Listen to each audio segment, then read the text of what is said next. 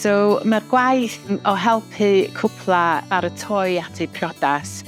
Mae o mor neis ac hapus, a maen nhw angen y gwybodaeth mwyn gwneud y diwrnod mor gorau a fedrith nhw.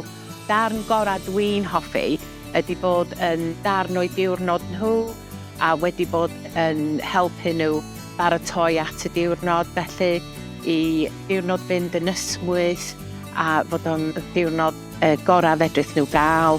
Y darn gorau dwi'n meddwl ydy, os da chi wedi gweld drwy y cypla drwy o'r cothwyn pan maen nhw'n galw y swyddfa, a wedyn da chi'n gweld nhw ar y diwrnod hefyd, a maen nhw'n dweud, nes i siarad efo chi gyntaf ar y ffôn, dwi'n cofio chi oedd y person nes i gysylltu hefo gyntaf, a da chi yma heddiw, ond mae hynna'n neud o mwy sbesial i ni. So, y lleoliadau priodi yng Conwy, mae'r views yn sbesial, a fatha o'n i'n deud o'r blaen, mae bobl yn byw yma drwy'r bywyd, a wrach bod nhw'n mynd i ffwrdd i weithio, ond da ni'n gweld cwpla yn dod yn ôl yma, cwpla sydd wedi cwrdd yma a wedi dod yma am holidays.